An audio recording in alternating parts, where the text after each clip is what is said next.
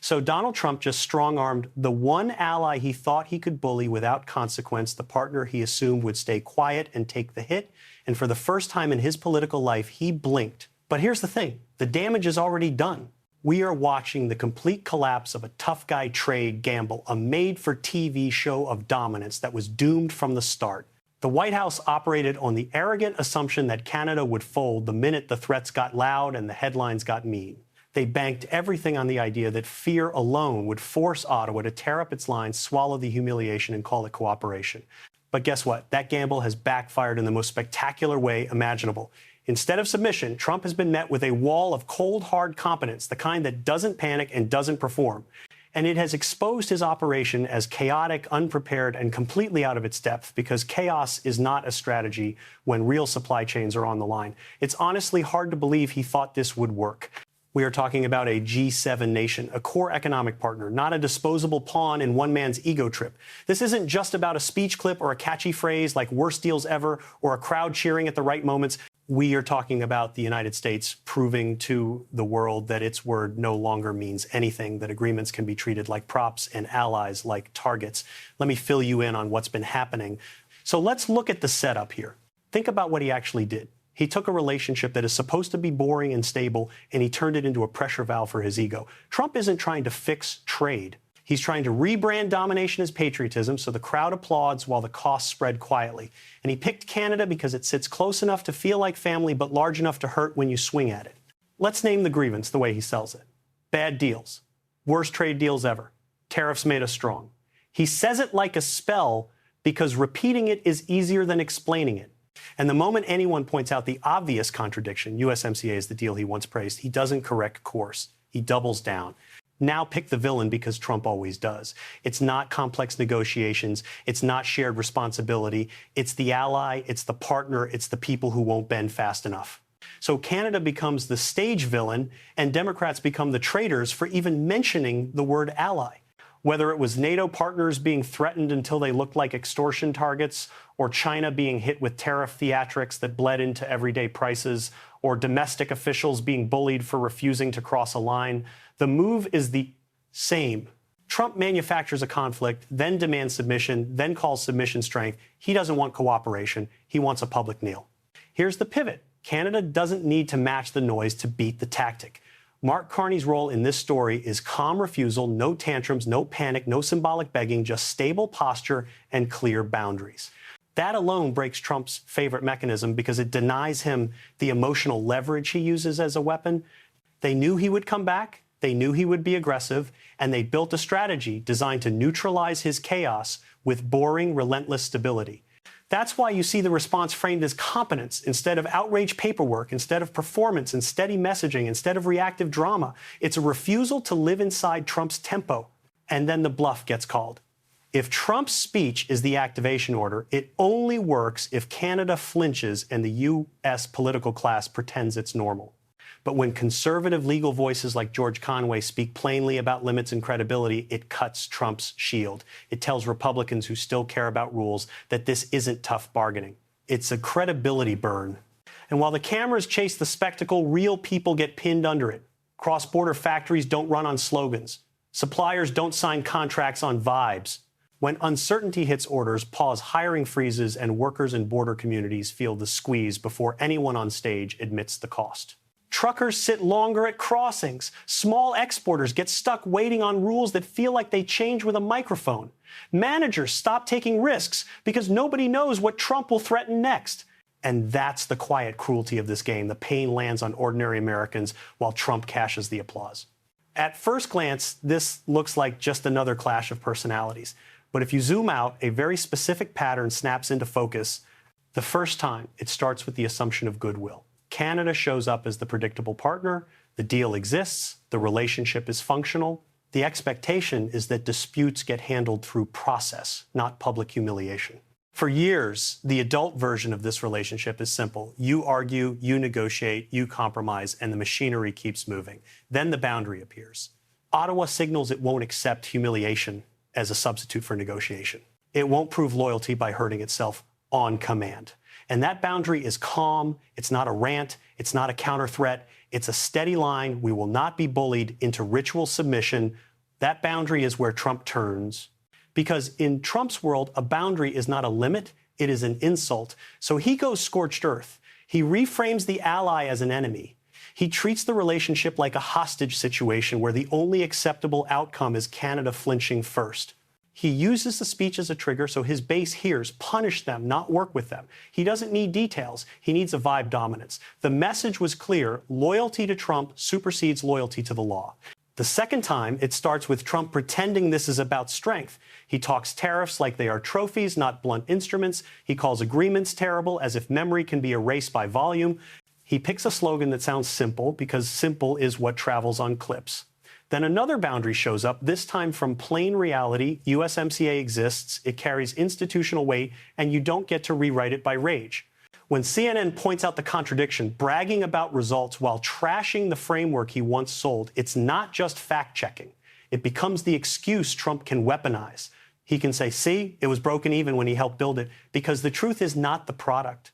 The fight is the product. Trump can't tolerate the reality that rules exist beyond his mood, so he attacks the premise that rules matter at all. He sells a new rule. The only legitimacy is what helps him today, and everyone must pretend yesterday never happened.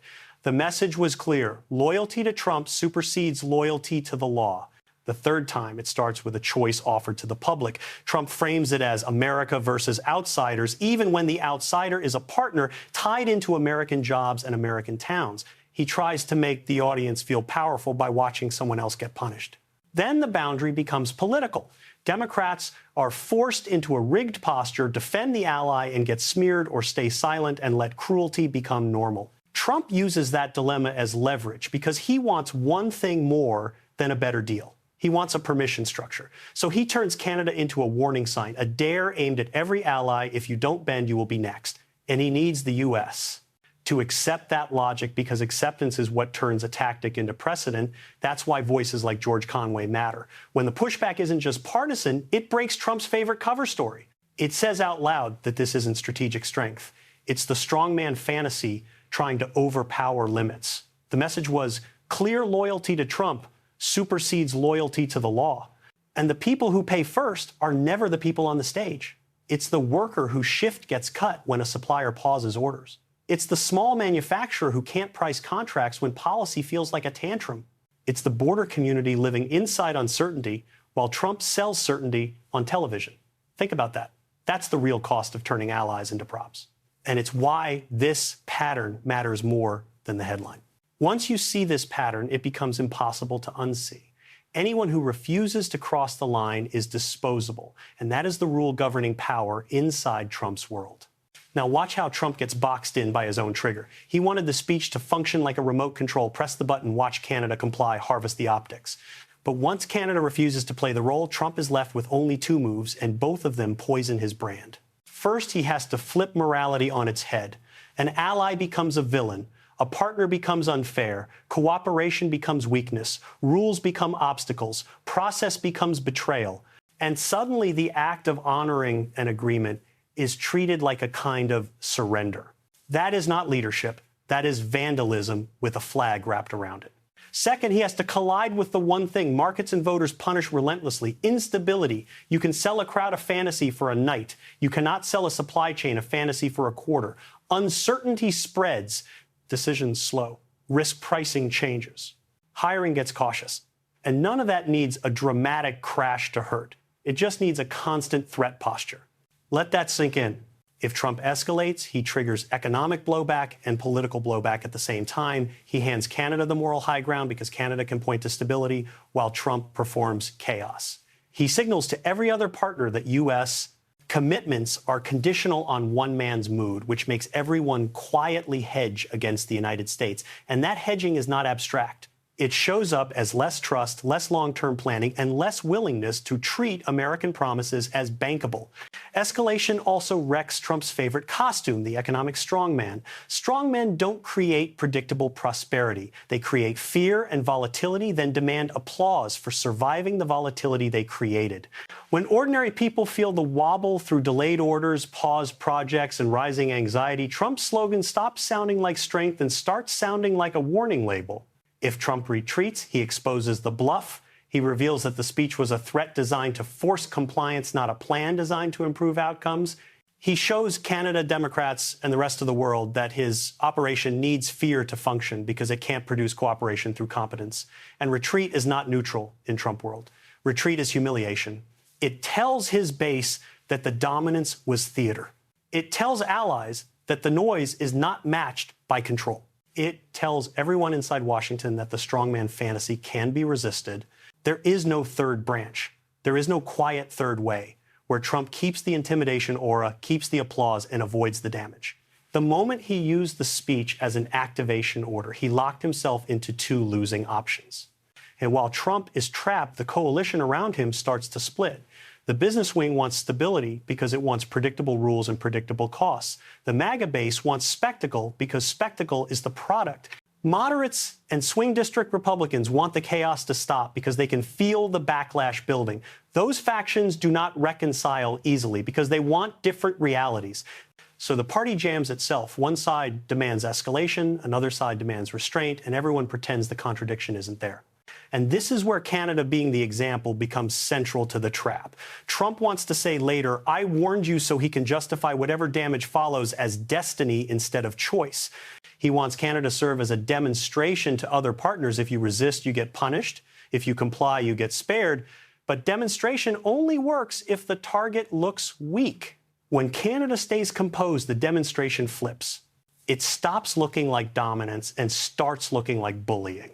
And bullying doesn't export well. Outside the base, it reads as insecurity. So Trump tries to compensate with rhetoric. He inflates the conflict because he needs the conflict to feel existential. He needs the audience to feel that harming an ally is necessary, not petty. That's why he drags Democrats into it, too. He wants the country to think the real enemy isn't the trade problem. The real enemy is anyone who refuses to clap. Here's the psychological corner. He cannot admit the speech was a bluff. Admitting it was a bluff would mean admitting he used the nation's credibility as a stage prop. So even when retreat would reduce harm, he is tempted to escalate just to preserve the performance of control. That's the strongman addiction, not power for outcomes, power for optics. Be honest. When voters hear tariffs, they may think it sounds tough. When they feel instability, they don't care what it was called. They care that the world feels shakier, that costs feel less predictable, that leadership feels impulsive. And allies watching this do the same thing voters do. They adapt to the reality in front of them, not the branding on the poster. That's why the no-win box tightens further. If Trump escalates, he risks turning Canada into a rallying point for competence, and he risks turning himself into the global example of unreliability. If he retreats, he risks losing internal control of his own coalition because the coalition is held together by the promise of domination, not the discipline of governance. Either way, the speech that was supposed to project strength becomes the evidence of manipulation, and that evidence has a second-order effect. It teaches every institution and every partner that they must build plans around Trump's volatility.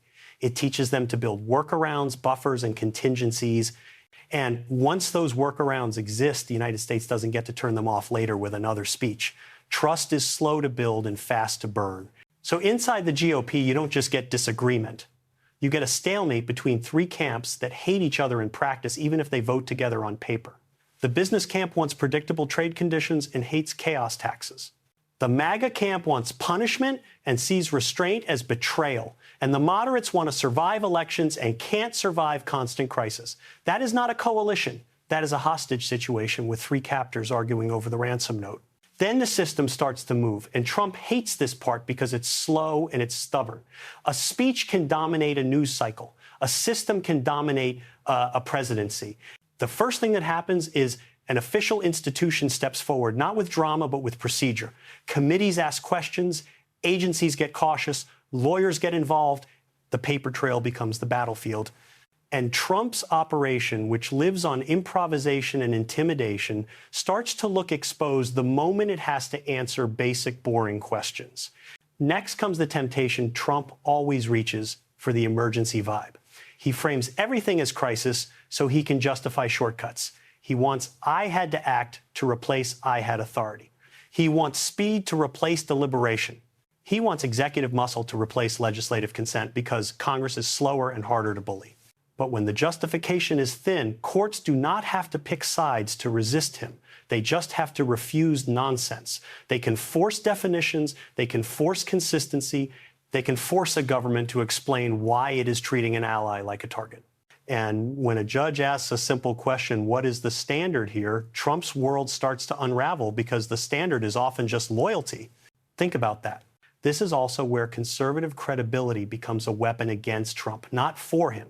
When George Conway and other conservative legal voices speak in plain terms about limits, they fracture the reflexive defense.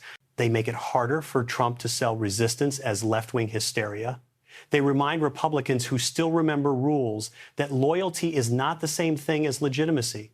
And that is precisely why Trump treats them as enemies, because they break the spell. Then the constitutional tension sharpens. Trump wants executive power to operate like a personal lever, pull it, punish someone, get an outcome, move on.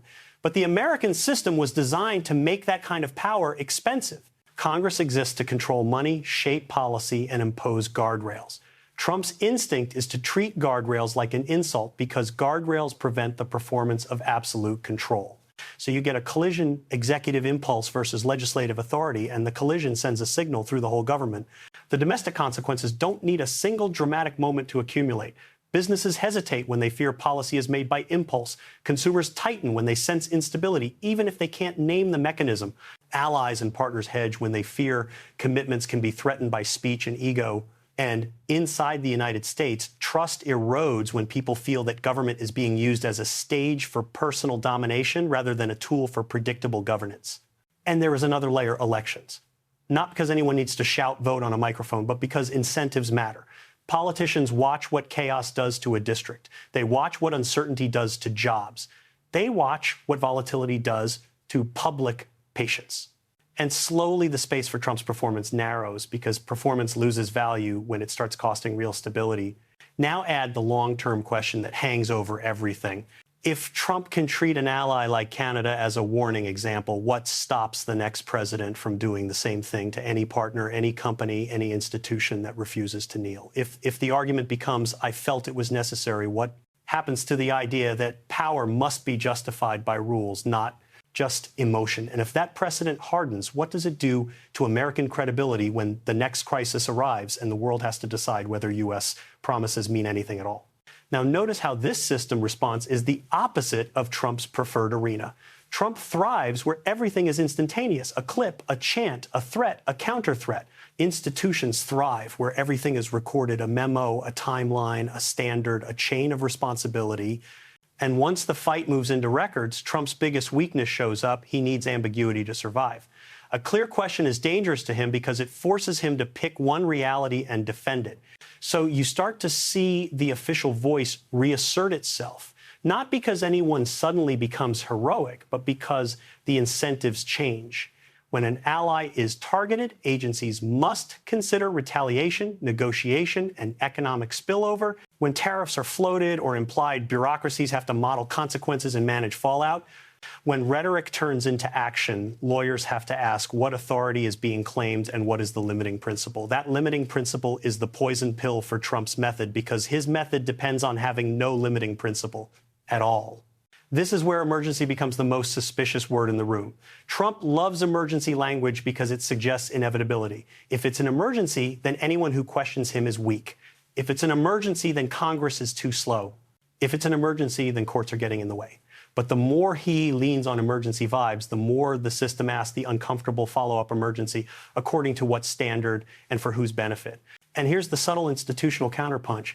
The system doesn't have to prove Trump is evil. It only has to show that his logic is unbounded, because unbounded logic is how democracies get hollowed out.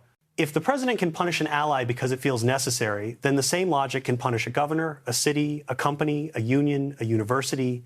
That's why the system asks about precedent even when the immediate dispute looks narrow. It's not about the one decision.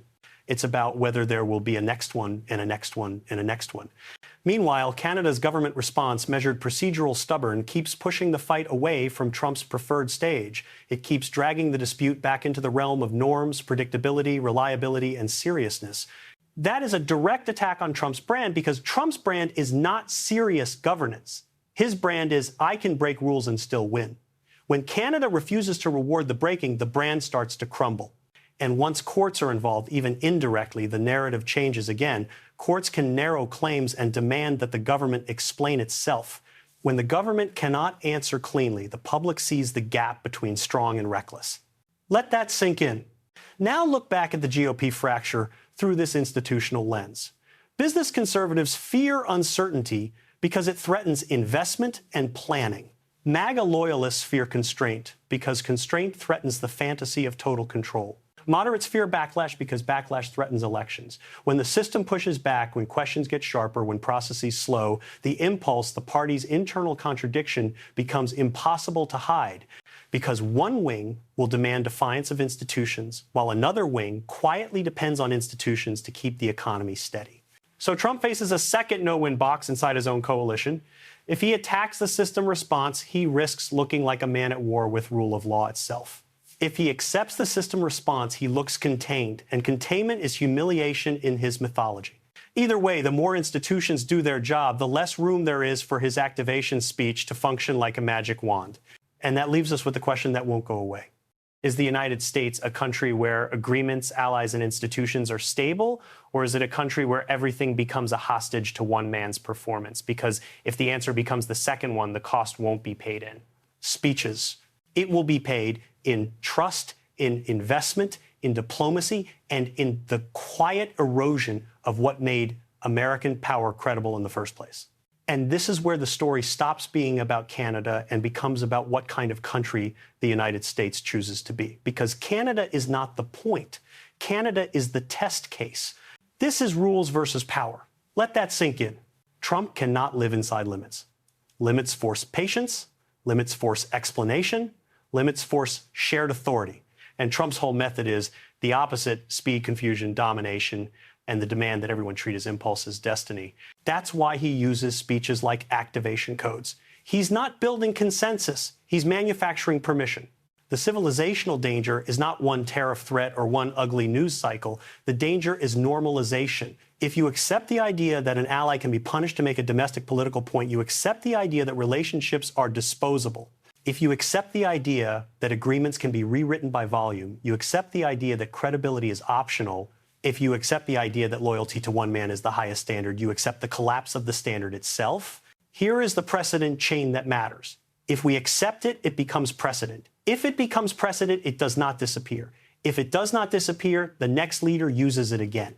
And once it is used again, the line moves permanently and the country pretends the new line was always normal. That is how democratic norms erode without a single dramatic overthrow. They erode through repetition, they erode through shrugging, they erode through entertainment, swallowing seriousness. And Trump's speech is the perfect example of that erosion attempt. He is trying to turn America first into America above allies so that harming Canada can be sold as virtue. He is trying to turn Democrats into the designated enemy for even naming the concept of partnership. He is trying to teach the public that ally pain is acceptable, even noble, if it proves dominance. But the backlash isn't just moral, it's practical. A serious nation is bankable because it is predictable. A reality TV state is unstable because it is impulsive. Partners hedge against instability. Businesses hedge against volatility. People hedge against chaos. And when enough hedging happens, the country becomes weaker, even if the rhetoric gets louder. So the choice in front of America is not, do you like Trump's style? The choice is, do you want rules to survive his hunger for control? Because once the public accepts that speeches can function as weapons against allies, the weapon doesn't get locked back up after Trump. It stays on the table for whoever comes next. Mark Carney's calm resistance matters as a symbol of seriousness. George Conway's blunt clarity matters as a symbol that this isn't only partisan. Democrats pressing the question matters as a symbol that institutions can still remember what they are for. All of it matters because it draws a line around the country's identity, predictable partner, or impulsive bully. And the story does not end cleanly. The legal fights are still forming. The economic consequences are still moving through ordinary life. The political temperature is still rising. And the world is still watching to see whether the United States remains a serious nation or whether it chooses to become a reality TV state that can't keep its word And that's why the Canada as warning example line is so revealing. Trump wants to be able to say later, I warned you, as if warning absolves him of responsibility. He wants to preload guilt into the target if Canada resists. Canada deserved the punishment. That is the psychological trick. It turns cruelty into inevitability. It makes the bully sound like a prophet. But a serious country doesn't run on that logic. A serious country runs on commitments, and it knows commitments are inconvenient by design. They are meant to outlive one administration's ego. They are meant to restrain impulse. They are meant to keep the nation bankable when the mood swings. And the public response over time follows that reality. People might enjoy the spectacle for a day, but people live inside consequences for months. They sense when governance becomes a stunt. They sense when instability becomes routine. They sense when the country's word starts to feel unreliable. And they don't need a policy textbook to sense it. They just need to feel life get less predictable. That's why the verdict is not Trump is loud. The verdict is Trump is trying to make loudness a substitute for legitimacy. And when loudness becomes the standard, the next leader does not have to be Trump to use the same weapon. They just have to inherit a public that has been trained to accept it. Think about that. This is the civilizational fork. One path keeps the United States as a serious nation, stable alliances, predictable rules, conflicts handled through discipline, not humiliation. The other path drifts toward a reality TV state, constant enemies, constant triggers, constant threats, constant loyalty tests, and a permanent erosion of credibility. The second path is exciting in the moment. It is expensive in the long run, and the long run is where the country either keeps its strength or loses it. Strength is not the ability to scare partners for applause. Strength is the ability to be trusted even when it is inconvenient. When a country can't be trusted, it spends more energy managing fear than building prosperity. That is not power. That is exhaustion disguised as swagger. So the open question remains. Will Americans treat this activation speech tactic as normal political theater, or will they recognize it as a test of whether rules still have authority over one man's performance? Because if the test fails, it won't just reshape U.S.-Canada relations. It will reshape the meaning of American power itself, and it will do it quietly, one normalized trigger at a time.